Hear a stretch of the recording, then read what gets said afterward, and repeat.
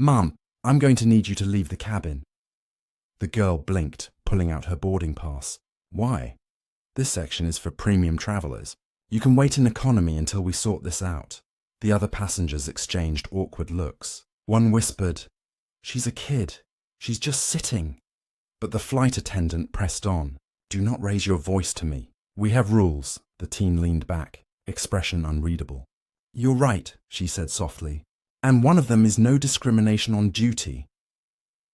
"Watch your tone," the attendant hissed, grabbing her radio. "I'm calling security," the girl sighed. "You might want to double-check who's flying with you." The radio answered before she could speak. "Flight 48, this is Chief Executive's office."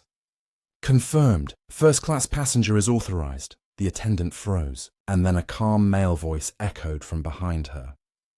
"Is there a problem with my daughter's seat?" Welcome to Respect Wind Stories, a place where powerful tales come alive and every word carries meaning. I would love to know where you are joining from today. Share it in the comments below. And while you do, sit back, relax, and let your heart open to a story that will move your soul and spark your imagination. Every story here carries a message, because in the end, respect always wins. Let us begin. Her name was Ava Mitchell, 17, sharp-eyed and soft-spoken, the kind of girl who noticed everything but said little. She'd flown hundreds of times before, but this trip was different. No private jet, no entourage, just her, a book, and a ticket that cost less than the silence she wanted. Her father insisted she travel alone to see the world without his shadow. But arrogance had no altitude limit. What the flight attendant didn't know, couldn't have known, was that Ava's last name wasn't just on her passport. It was engraved on the very planes she worked inside. The jetway door shut with a hiss that sounded final. Ava kept her eyes on the window as the flight attendant, the same one who'd threatened her at the gate, moved briskly down the aisle. Every step of those polished shoes struck like punctuation. Click, click, judgment. Passengers pretended to read or scroll, but curiosity won. Their glances slid toward the teenage girl in seat 1A. Brown skin, neat braids, a navy hoodie that said Mitchell Aerospace Academy. The attendant, whose badge read D. Kelly, stopped again beside her. "Phone off, sweetheart, and I'll need to see that boarding pass one more time." Ava handed it over without speaking. Kelly tilted it toward the overhead light, frowning. "Strange, never seen a student ticket print with a black stripe." "Where'd you get this?" "It was issued by corporate." "Corporate," the woman echoed, sarcasm sugar-sweet. "Sure, I'll just verify with the gate." The seatbelt chimes sounded, but she kept standing there as if authority alone anchored the plane. Ava leaned back, watching clouds begin to drift past the glass. Her pulse beat slow. Her father had taught her that silence disarms faster than argument. Across the aisle, a middle-aged man cleared his throat. "She's clearly in the right seat," he said. "Maybe let the kid breathe?" Kelly's smile didn't reach her eyes. "Sir, I'm responsible for safety up here." The man muttered, "Try decency." A ripple of amusement moved through the cabin. Kelly stiffened. "Ma'am," she said to Ava, "if you raise your voice or disobey crew instructions, I'll have no choice but to—" Ava interrupted softly. "You already called the cops. Maybe wait and see who answers." The attendant's face flushed crimson. "Excuse me?" Ava met her gaze, calm as still water. "You're excused." For a moment nothing moved. Then Kelly spun on her heel and stalked toward the galley. Murmurs filled the cabin, half disbelief, half admiration.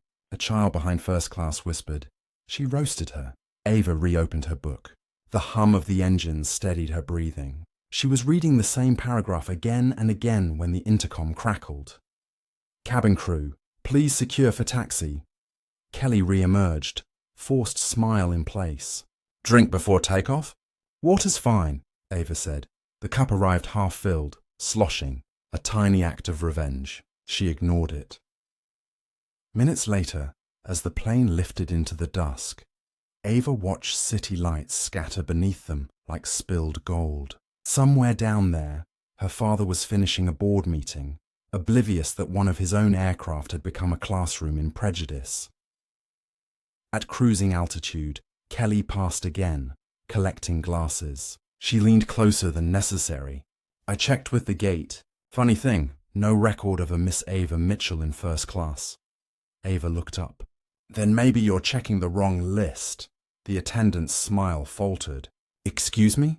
There's another list, Ava said quietly. The one with ownership names. Confusion flickered. What? Nothing, Ava murmured, returning to her book. Kelly walked away unsettled. The man across the aisle gave Ava a thumbs up. She managed a small smile, though her hands trembled under the tray table. Being calm didn't mean being unhurt. The cabin lights dimmed. Outside, thunderclouds pulsed with far-off lightning. Ava reached for the pendant her mother had given her, engraved with the family insignia, a silver wing crossed by a gear, the same symbol etched onto every Mitchell Airlines jet. From the galley came Kelly's hissed whisper to another crew member. Run her name again.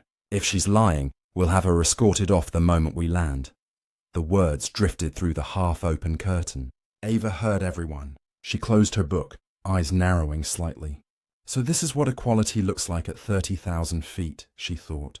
She pulled out her phone, opened the encrypted contact labeled Dad, private line, typed a single word, incident, and hit send. Then she waited, calm, patient, certain the sky itself was about to change temperature. The cabin settled into uneasy quiet. Only the low thrum of the engines filled the air, steady and indifferent. Ava kept her phone in airplane mode, but the message had already left the moment before takeoff, piggybacked on the airport Wi-Fi. Her father would see it. He always did. Flight attendant Kelly stalked past again, pretending to check seatbelts. Her posture said victory.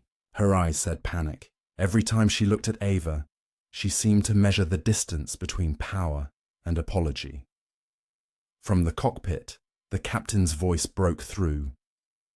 Ladies and gentlemen, slight weather ahead. Please remain seated, the seatbelt sign chimed. The light blinked amber against the ceiling, like a warning neither of them intended. The businessman across the aisle leaned over.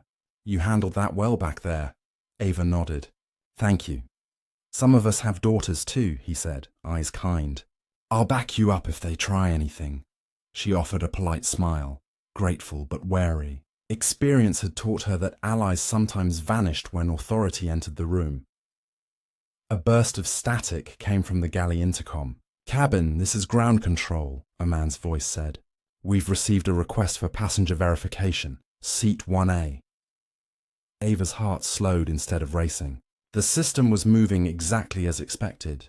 Kelly grabbed the receiver. Yes, that's correct. Possible imposter, ticket irregularity, silence. Then the reply, acknowledged. Stand by for confirmation from corporate security. Kelly hung up, turning toward Ava with a smug little tilt of the head. They'll sort this out when we land. Good, Ava said evenly. It's important to sort things properly. Rain began to patter against the fuselage. Lightning flashed white beyond the windows. The plane shuddered and leveled again. Passengers shifted, uneasy. An hour later the storm passed and dinner trays appeared. Kelly served every passenger with robotic courtesy until she reached 1A. Her smile returned, brittle as glass. Still want water? Or should I charge you for champagne? Ava looked up. Whatever's policy, the older man across the aisle snorted. Policy says treat her like a paying human. Laughter rippled through first class. Kelly's cheeks reddened. She leaned close. You think you can embarrass me in my cabin? Ava whispered. You're doing fine on your own. Kelly slammed the tray onto the armrest, sloshing water onto Ava's book. Gasps. Phones raised again, more witnesses, more lenses catching the tremor of arrogance. Ava dabbed the page dry with a napkin, movements deliberate, her voice soft enough for only the nearby seats to hear. Every action records itself now. The sky doesn't erase footage. Kelly stepped back, breathing hard. You're in so much trouble. So are you, Ava said. The rest of the flight unfolded in tense silence. A toddler cried in economy. A steward whispered updates to the cockpit. Every minute felt stretched. brittle. When the captain finally announced descent, Kelly disappeared behind the curtain. Passengers exchanged murmurs of relief. The businessman leaned over again. They said police will be waiting at the gate. Ava nodded. I know. You should call your parents. I already did. He looked puzzled, but said nothing. As wheels touched down, the plane jolted, reverse thrusters roaring. The captain's voice returned, oddly formal. Ladies and gentlemen, please remain seated. Authorities will be boarding momentarily. Kelly's triumphant smile resurfaced. End of the flight, Miss Mitchell. Ava unbuckled slowly, stood and stretched. Not quite. The front door hissed open. 2 uniformed airport police stepped inside. But instead of looking at Ava, they saluted someone behind them. A tall man in a charcoal suit entered, flanked by security officers carrying airline logo badges. Passengers craned their necks. Kelly froze mid-smirk. The man's voice was calm, deep, and devastatingly familiar to anyone who'd ever watched a corporate press conference. Good evening, he said. I'm David Mitchell, Chief Executive Officer of Mitchell Airlines. I believe there's been a misunderstanding involving my daughter. The entire cabin went still. Kelly's face drained of colour. Sir, I didn't... He raised a hand. You did. And now we're going to handle it properly. Ava sat back down, calm as dawn. Told you, she whispered. They'd sort it properly. The doorway filled with tension as cameras rose above the seatbacks. Passengers pressed their phones high, recording every second. The story had already escaped containment. No one could silence it now. David Mitchell stepped forward, his expression carved from restraint. He wore no company pin, but everyone in aviation knew that face. Kelly stumbled back into the aisle, clutching the service cart like a shield. Sir, I didn't realize she never said. You never asked, David said quietly. And that's the problem. He turned toward the officers. There will be no arrest. Escort my daughter and the passengers off first. Then my crew, the senior officer nodded. Yes, Mr. Mitchell. Murmurs swept through the cabin. Astonishment, shame, the strange relief of justice arriving in person. One woman whispered, That's her dad. Another muttered, He owns the airline. The realization spread like lightning through fuel vapor. Kelly's lips trembled. Sir, I was following procedure. No, he said. You were following prejudice. The words cut through the pressurized air. Every passenger flinched as though oxygen itself had thinned. David crouched beside Ava's seat, voice softening. Are you all right, sweetheart? She nodded. I'm fine, Dad. It's handled. He studied her face, calm, composed, the same steadiness he'd always admired in her mother. You shouldn't have had to handle it, he murmured. Kelly tried again, desperation edging her voice. Sir, I've been with this airline 12 years. One mistake. Not one, he said evenly. We've had complaints under your name before. You were warned twice. A visible shiver went through her. I didn't think... That's exactly the problem, he interrupted. You didn't think. You assumed. He gestured to corporate security. Suspend her credentials immediately. Full review under the Civil Airspace Act. Kelly's hands shook as she unpinned her badge.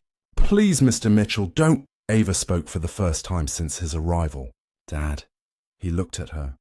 Let her walk off the plane, Ava said quietly.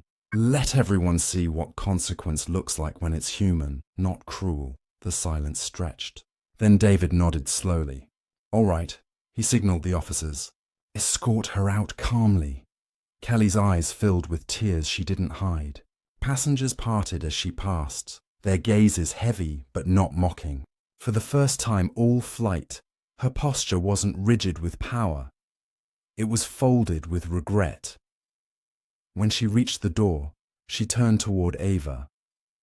I'm sorry, she whispered. Ava inclined her head. You should tell everyone that, not just me. The crew disappeared down the jetway. The captain remained seated in the cockpit, silent, complicit. David turned to the passengers. On behalf of Mitchell Airlines, I apologize to every person on this aircraft. What you witnessed should never happen on any airline, especially mine. You'll receive statements and full access to the investigation. Applause broke out. Not loud, not jubilant, but sincere. Some recorded, others simply nodded. For a brief, startling moment, decency returned to the sky. Ava stood and slung her bag over her shoulder. "Let's go home," she said. Outside, the tarmac glowed under floodlights. Reporters had already gathered beyond the security line, alerted by passengers' live streams. As father and daughter walked down the mobile steps, questions erupted. "Mr. Mitchell, is it true? Will she be fired? Are you pressing charges?" David raised a hand. "Tonight's about accountability, not spectacle. My daughter deserves quiet. You'll get the details tomorrow."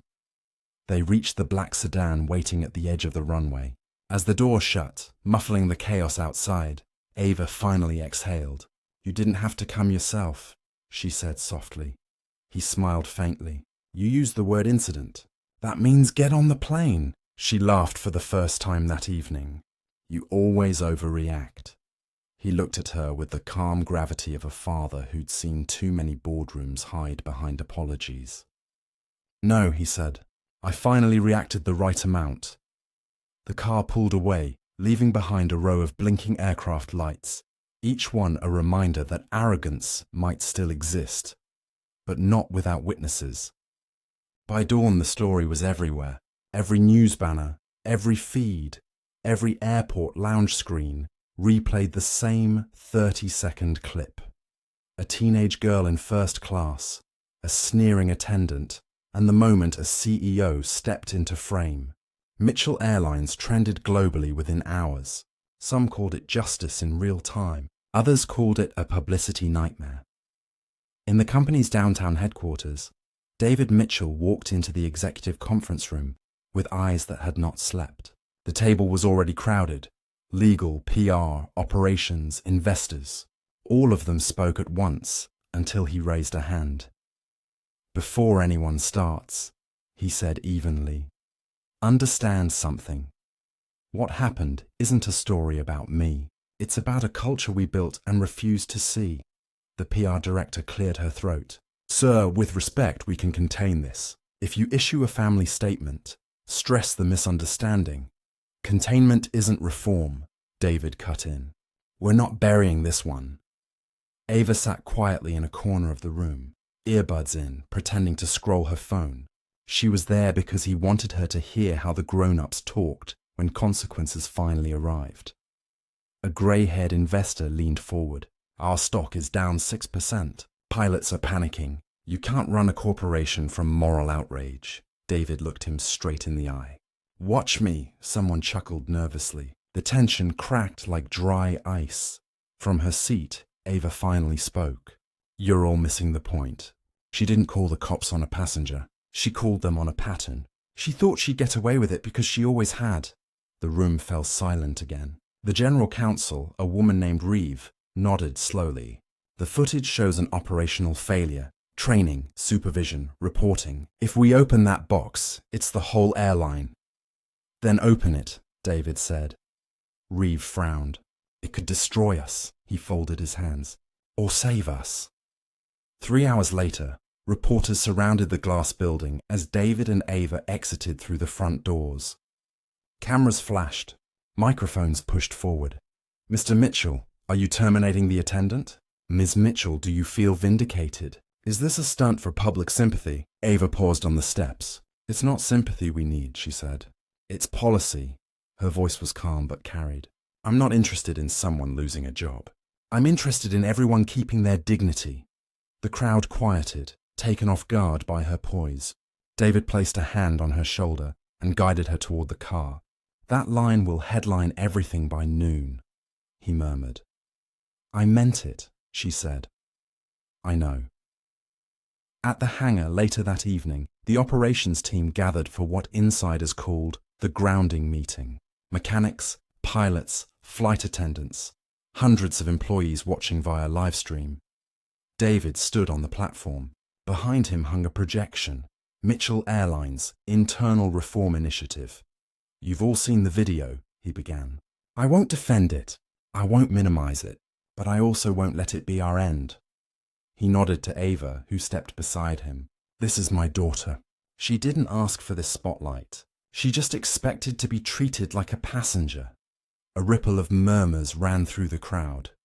From this day forward, David continued, we launch a full audit of every report of discrimination.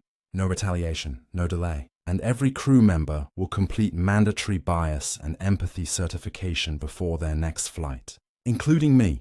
Someone in the back shouted, even executives? Especially executives. The applause started hesitant, then grew until it filled the hangar. Technicians clapped, pilots nodded, some wiped their eyes. The cameras caught Ava smiling for the first time in days. But in the front row, Reeve's phone buzzed. She glanced at the message, and her face went pale. She walked to the podium and handed the screen to David. One line glowed across it. Anonymous whistleblower. Kelly wasn't acting alone. Internal chat logs show directives from management to screen high-value passengers quietly. Discriminatory profiling system confirmed. David read it twice, the meaning sinking like a storm front. They built a system, he whispered, and she just followed orders. Ava looked at him, her calm fading. Then we're not done yet. The next morning, the storm turned inward. The whistleblower's documents weren't rumors. They were blueprints. Hidden in layers of internal emails was a directive called Priority Passenger Screening, a program that quietly flagged travelers based on behavioral risk patterns.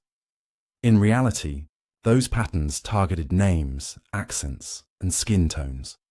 David sat in his office, blinds half drawn, the city still grey with dawn. Reeve spread printouts across his desk like a crime scene. This came from senior operations, she said. They disguised it as an efficiency model. Legal signed off years ago. He rubbed his temples. They used my name to build this. Ava paced near the window. So Kelly wasn't rogue. She was following a manual, Reeve nodded. And if this leaks before we act, regulators will shut us down. The board wants to pause communications. Ava turned. Pause truth, you mean? David looked up at her, seeing not the child from first class, but the woman she was becoming.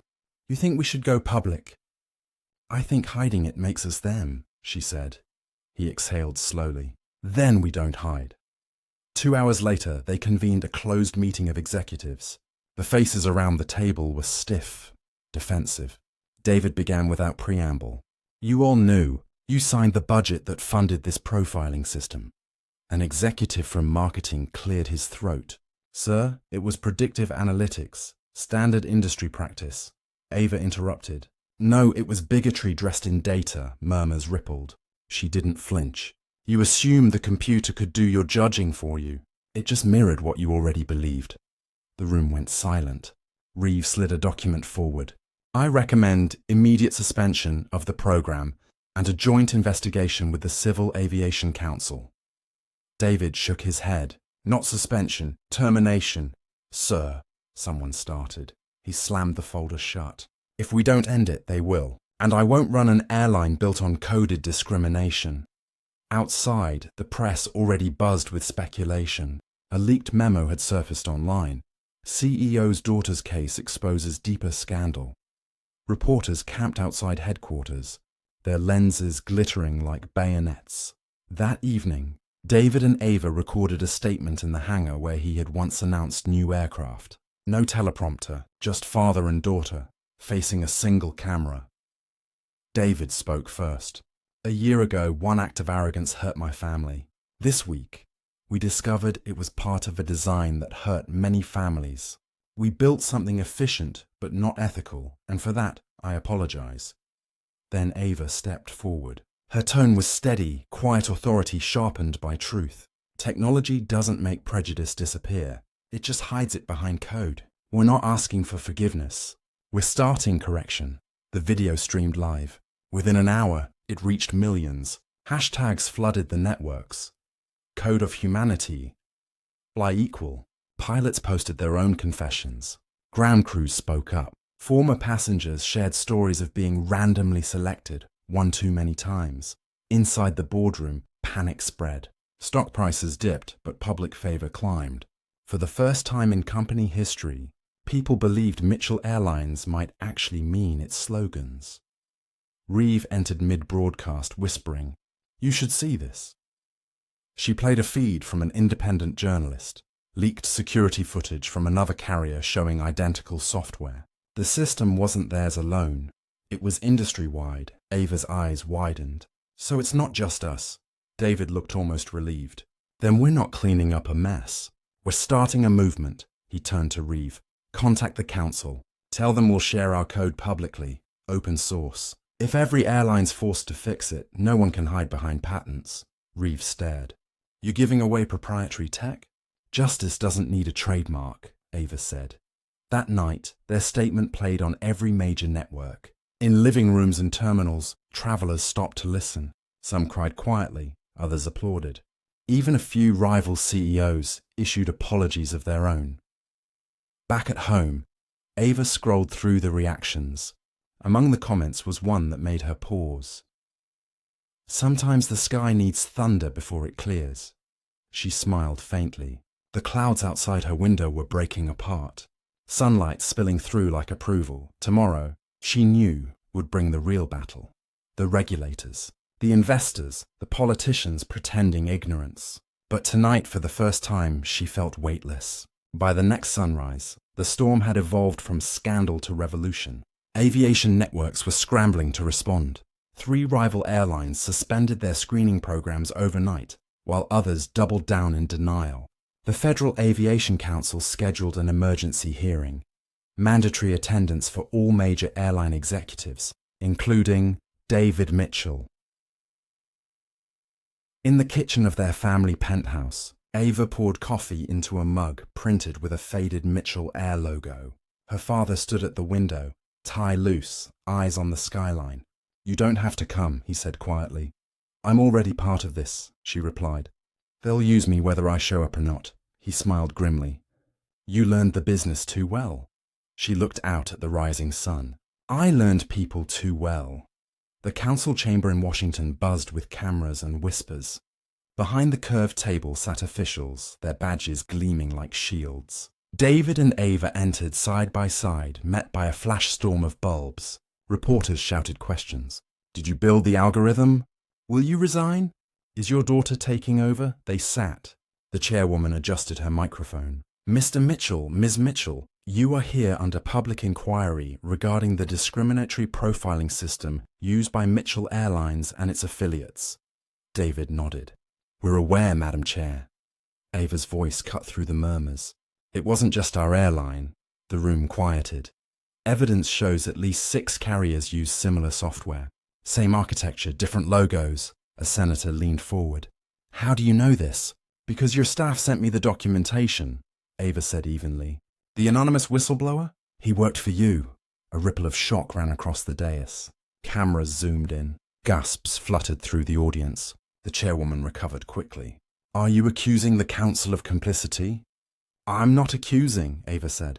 I'm informing. She placed a tablet on the table and tapped play. A projection appeared on the large screen behind them. Internal emails between council liaisons and industry lobbyists. Words glowed like embers. Optics management. Data segmentation by demographic. Minimal exposure risk.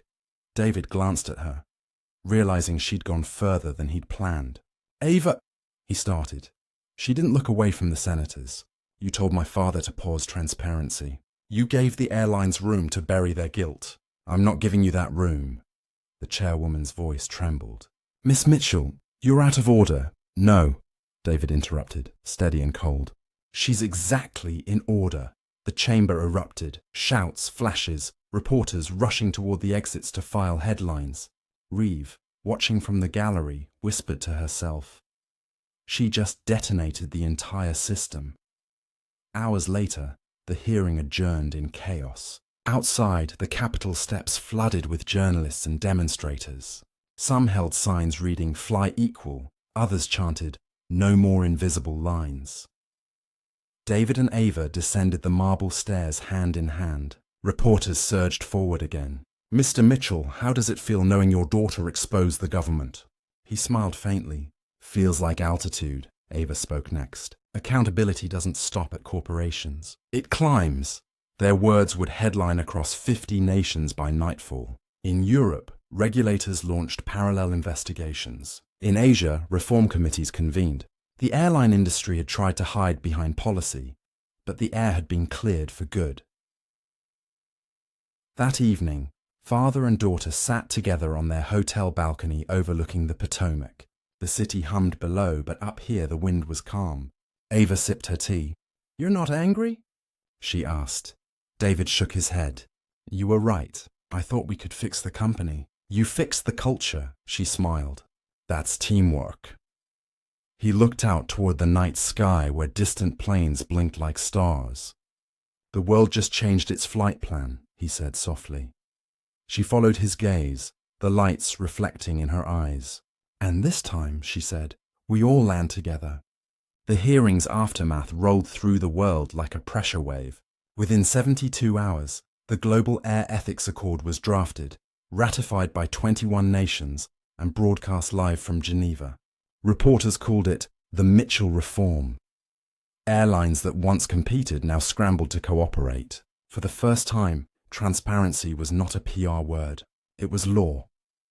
David and Ava returned to headquarters to find a wall of cameras, employees applauding as they entered. Every monitor streamed the same message: integrity cleared for takeoff.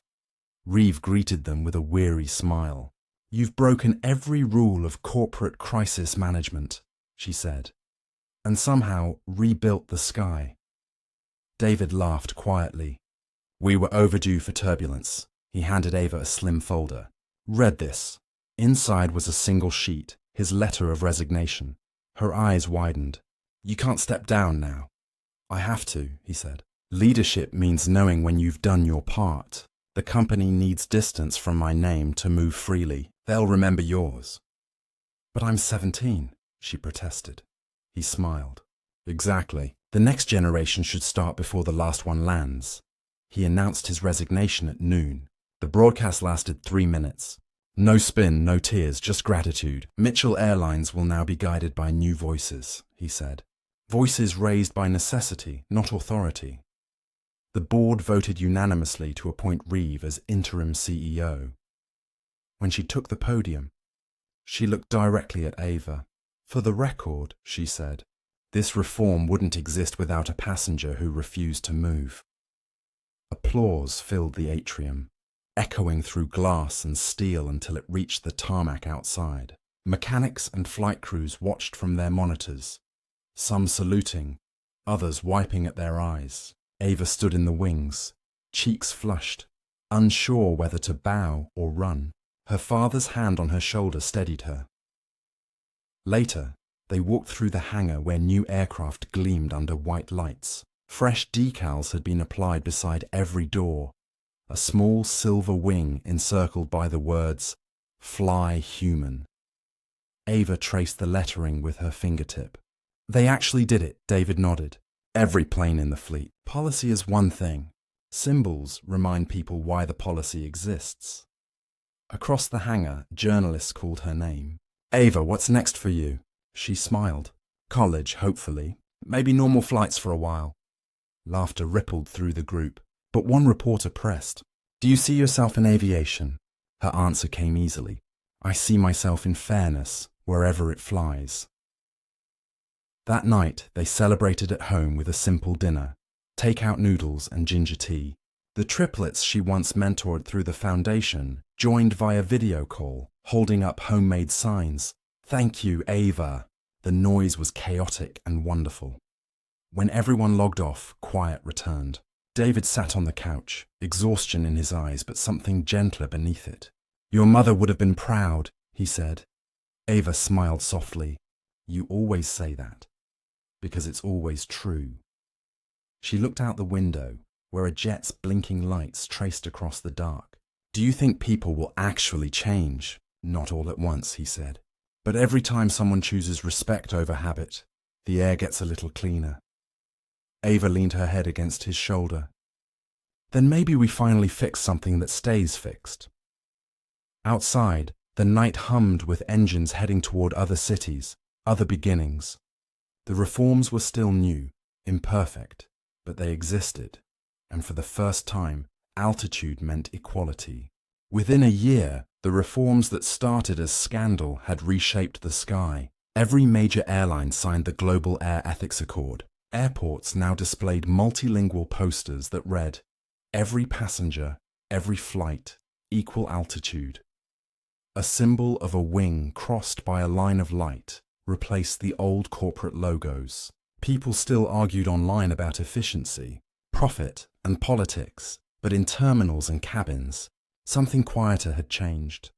Tone, posture, respect. Ava Mitchell returned to ordinary travel under extraordinary circumstances. When she boarded flights now, people recognized her but treated her with the kind of politeness that felt genuine, not performative. Flight attendants smiled without fear of cameras. Children asked to take pictures with the girl who made planes fair. It embarrassed her, but her father always said, "Embarrassment is a good sign. It means you did something worth noticing." David had moved into teaching, lecturing on corporate ethics at a university in Boston. He refused any salary, saying the sky had already paid him back. "This time," he joked during his first lecture, "the turbulence taught me." Reeve ran the airline with surgical precision. She created a scholarship program for underrepresented youth in aviation, naming it the Ava Initiative. Thousands applied. Hundreds were accepted. Pilots and engineers who had once thought the industry closed to them now wore wings proudly. When the first graduating class completed training, Ava attended the ceremony in a simple navy dress, sitting in the back row. The keynote speaker, a young black pilot named Jonah, spoke about being dragged from a flight as a boy. "I decided I'd never leave a plane again unless it was on my own terms," he said, voice shaking. "Ava gave me that chance." Afterward, he found her in the crowd. "You don't know me," he said, "but you're why I fly." She smiled, then promised to fly well. That summer, the Civil Aviation Council presented Ava with a Medal of Merit for her service to equality in global air travel. She accepted it, then used her speech to remind them it wasn't over. "Justice has no autopilot," she said. "If you stop checking the instruments, you'll drift off course." The applause lasted longer than her address. Back home, life found rhythm again. The media finally moved on, trading reform stories for new controversies. That was how Ava knew the system had stabilized. It no longer needed headlines to survive. She began writing essays between college classes, reflections on power, silence, and grace. One went viral. "Altitude isn't privilege, it's perspective." The line became a quote painted on airport walls and training manuals. David read it one evening over coffee. "You've learned to make poetry sound like policy," he said. She laughed. "You taught me balance." "Not enough," he said, glancing at the clock. "We've got a flight." It was their first trip together since that day. The first where no one was watching, no one waiting for a mistake. As they boarded, the captain saluted them personally. "Welcome aboard, Mr. and Ms. Mitchell," he said. "We owe you our skies," Ava smiled. "No," she replied.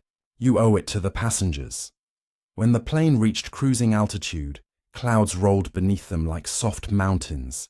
David leaned toward the window. "Still feels the same up here," he said. "Maybe that's the point," Ava answered. "The sky didn't change." "We did." He looked at her proudly. "You sound like you're ready to take over my class." "Maybe someday," she said, resting her head back. "After all, someone has to teach people how to land." The engines hummed, steady, peaceful. Somewhere between cloud and sun, the father who once ran an empire and the daughter who had rebuilt it shared a rare silence. One not of fear or tension, but arrival. 10 years later, air travel looked different. Boarding gates were quieter, not because passengers were silent, but because order came from habit, not fear. The equal altitude symbol, silver wing over a circle of light, was as ordinary as a seatbelt sign. No one noticed it anymore, and that was the victory. Dr. Ava Mitchell, professor now, advocate still, walked through Terminal 3 of the new Mitchell-Reeve International Airport. The name embarrassed her every time. Her father had fought against it, but the global consortium insisted. "It's not ego, Reeve had said at the dedication. It's documentation. Ava paused near the large glass mural depicting clouds breaking over sunlight. Below the mural stood a small plaque. To those who refuse to move when injustice told them to. She smiled faintly. Nice touch, she murmured. From behind, a familiar voice said, Still avoiding credit? She turned. David, older, greyer, eyes kind as ever. He carried 2 coffees. They serve better lattes here than we ever had in corporate meetings. I like this boardroom better, she said, gesturing to the endless windows and distant taxiing planes. They sat on a bench facing the runways. A line of students passed by. Her latest cohort of ethics fellows, wearing navy blazers with the Fly Human emblem stitched above their hearts. One of them, a young woman from Brazil, stopped and waved. Dr. Mitchell, the council said your keynote tomorrow. Ava smiled. Then I better write something worth hearing. When the group left, David leaned back. Your mother would have liked this place. I know, Ava said softly. She always believed the sky belonged to everyone. He sipped his coffee. You've proved it, she shook her head. We all did. It's a relay, not a solo flight. They watched as a plane lifted into the evening sun. The contrail shimmered gold, bending slightly in the wind. Somewhere on that flight, a child asked too many questions. A parent smiled instead of shushing them. A crew member answered with patience. Tiny victories, invisible but constant. After a moment, David said, Do you ever miss it? The noise, the pressure? Sometimes, she admitted. But the quiet feels earned. He nodded, thoughtful. I used to think leadership meant being loud enough to drown out wrong. You showed me it's about listening until truth speaks up. Ava chuckled. You really should let me quote that. He laughed too, the sound soft, proud. You already have somewhere. That night, from her office overlooking the runway lights, Ava finished drafting her speech. It wasn't about her anymore. It was about how systems remember compassion only when people teach it again and again. The last line read, We didn't change the sky. We remembered how to see beneath it. She saved the document and stood by the window. Across the field, a cargo plane thundered down the runway, its lights streaking white against the dark. Each takeoff still made her heart lift slightly. Habit, nostalgia, hope. Her phone buzzed. A message from Jonah, the pilot she'd once met at the scholarship ceremony. Just finished my first international route. Thanks for clearing the air. She smiled, typing back, Keep it clear. Outside, the engines roared into night. Her reflection in the glass merged with the streaking lights. One life folded into the motion of many. When she finally turned off the lamp, the airport below kept moving. Passengers boarding, crews laughing. 1,000 small proofs that decency, once learned, can fly on its own. David's words echoed softly in her mind. Leadership is listening until truth speaks up. Ava smiled to herself. And the truth, she whispered, is still flying. The runway lights stretched toward the horizon like a constellation of promises, endless, luminous, earned. Rain whispered against the tall windows of Ava's home office, the kind of steady rhythm that made the world feel safe. She liked that sound, the sky's heartbeat, soft and even. On her desk sat stacks of letters, all handwritten, all addressed the same way, Dr. Ava Mitchell, the sky's professor. The nickname had started as a joke from a journalist and stuck. She never corrected it. Each letter carried a story, a former attendant who'd once been too afraid to speak up, a teenage passenger who used Ava's case in her debate team, a mother thanking her for making airports kinder. She read them slowly, sometimes aloud, savoring the truth that change no longer belonged to her. It belonged to everyone who'd believed in it. That morning, one envelope stood out. The handwriting was shaky, the ink slightly smudged. Inside, a single sheet.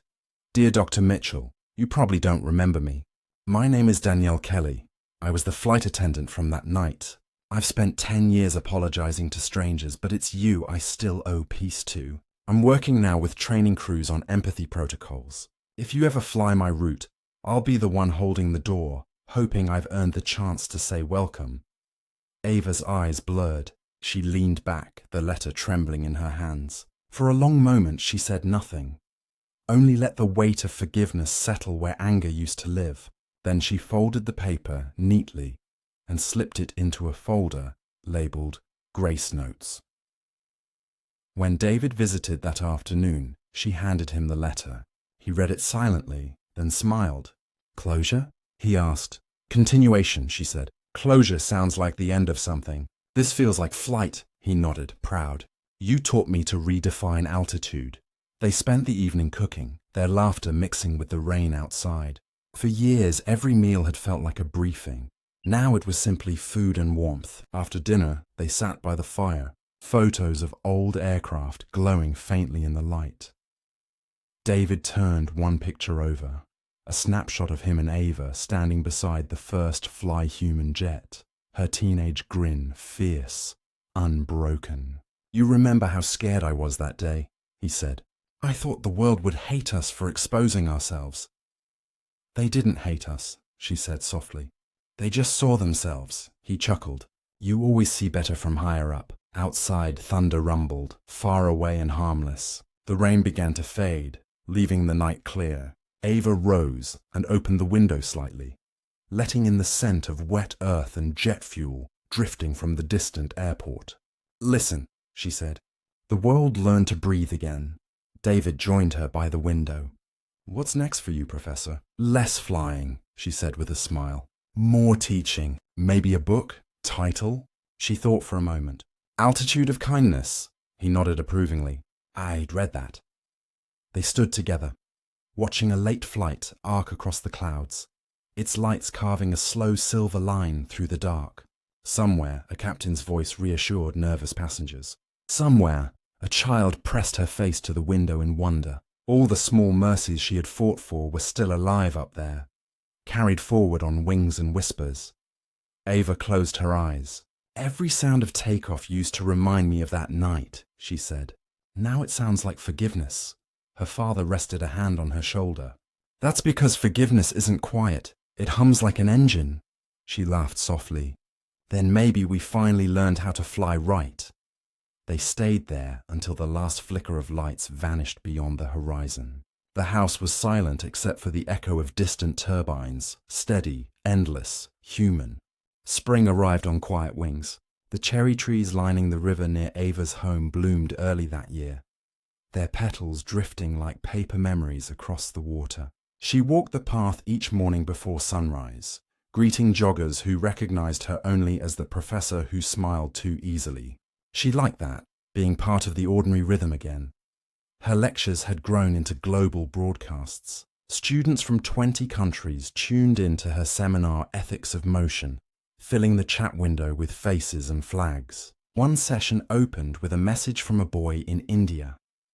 "My mum was the first woman to fly for her airline after your reforms." Another wrote from Chile. "I'm building drones that deliver medicine. We use your fairness model in our code." Ava read every message aloud, her voice steady, but her chest tight with gratitude. "Never forget," she told them, "that fairness is a technology too. It just runs on empathy instead of code." Between classes, she kept traveling, not as a celebrity, but as a listener. In Johannesburg, she visited a flight academy where students painted the words "equal altitude" above their hangar doors. In Dubai, an all-women maintenance crew presented her with a model engine engraved with her initials. And in Tokyo, a small child gave her a folded paper airplane whispering, "For when you get tired." She kept that paper plane in her notebook, a bookmark between pages she no longer needed to read. When she returned home one evening, a surprise waited. Her father standing in the doorway, suitcase at his side. "You didn't tell me you were coming," she said. He grinned. "I miss my favorite co-pilot." They spent the evening cooking again, laughter echoing off the kitchen walls. Over dinner, he handed her a small box. Inside was a silver pendant shaped like a wing, an echo of the one she had worn as a girl. "The old one broke," he said. "Figured you needed a new flight plan." Ava fastened it around her neck, the metal cool against her skin. "It's lighter than I remember." "Maybe you're stronger than you were," he said. Later that week, she flew to Nairobi for a panel on leadership after crisis. When she finished speaking, a young woman approached, nervous, trembling. "Dr. Mitchell, my mother worked for your airline. She used to say you saved her job. She died last year, but before she passed, she told me to thank you." Ava took the girl's hand gently. "You just did," the young woman smiled through tears. She said justice didn't make her rich, but it made her free. Those words stayed with Ava on the flight home. She wrote them in her journal that night, beneath a list of moments she never wanted to forget. The first apology, the first graduation, the first flight that felt ordinary again. Below them, she added one more line. "Freedom isn't loud, it's steady." Months later, she hosted a reunion for former scholarship recipients. The room filled with engineers, pilots, designers and attendants from every corner of the globe. They shared stories, laughter and old photos. One of them, Jonah, now captain of a transatlantic fleet, raised a toast. "To Dr. Mitchell," he said, "who taught us that altitude belongs to everyone." She shook her head. "To all of you," she replied, "for proving me right." As glasses clinked and applause swelled, she caught her father's eye from across the room. He gave a small salute, the same gesture he'd made the day the sky changed. Ava smiled. The air around her felt full, bright, alive with the sound of a world still learning, still rising. Autumn returned with a golden hush. The city wore its quiet-like pride. Trees blushed copper, runways shimmered in soft light. For Ava Mitchell, the season carried memory, the hum of engines, the scent of rain-soaked tarmac, the echo of voices that once trembled with fear and now spoke with purpose. 10 years after the first reform, the airline built a memorial garden beside the old terminal at Gate 12, the gate where it had all begun. A curved wall of brushed steel bore thousands of engraved names. Passengers, crew, activists, students. At the center stood a single inscription: "Every flight, equal altitude." Ava visited alone, dressed simply in grey, her hair caught by the wind. The terminal around her had changed. Bright murals, open glass, laughter where silence once reigned. She touched the wall, tracing the letters of her younger self's signature etched among the rest. "We did it," she whispered. Footsteps approached. David joined her, slower now but still tall, still steady. He placed a bouquet of white lilies at the base of the wall. "Did you ever think it would come to this?" Ava smiled faintly. "I thought it might destroy us before it saved us." He nodded. "Most revolutions do." They walked through the garden paths, the air carrying the faint roar of distant departures. Children chased each other between benches carved like wings. A young flight attendant, noticing Ava, approached nervously. "Dr. Mitchell, I just wanted to say thank you. My mother worked under your father years ago. She told me you made the sky safe." Ava shook her head gently. "We made it fair. The world made it safe." The attendant smiled and hurried off, leaving them in peaceful silence. David chuckled. "You've turned into a philosopher." "Occupational hazard," she replied, grinning. They reached a small plaque at the exit. It held a quote from her first public speech. "Justice isn't a victory, it's maintenance." Seeing it again, she realized it was the truest sentence she had ever written. A gust of wind lifted a swirl of golden leaves around them. David tilted his head toward the horizon where a plane climbed into the pale sky. "You think she would have been proud?" Ava looked up, eyes soft. "She's proud every time someone boards without fear." He smiled. "Then she's proud a lot." They stood together until the sound of the engines faded. When they turned to leave, Ava stopped one last time to face the garden. She whispered a quiet goodbye, not to the past, but to the girl who had once sat in seat 1A, scared but unbroken. That evening, she returned home and opened her journal. The last page was blank except for a date. She wrote, "It started with humiliation and ended with harmony. I thought I was fighting for justice, but I was really fighting for peace.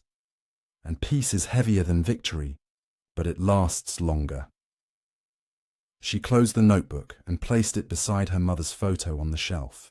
Outside, the city lights blinked in rhythm with the stars, as if the ground and sky had finally agreed on a language. Before bed, she stepped onto her balcony.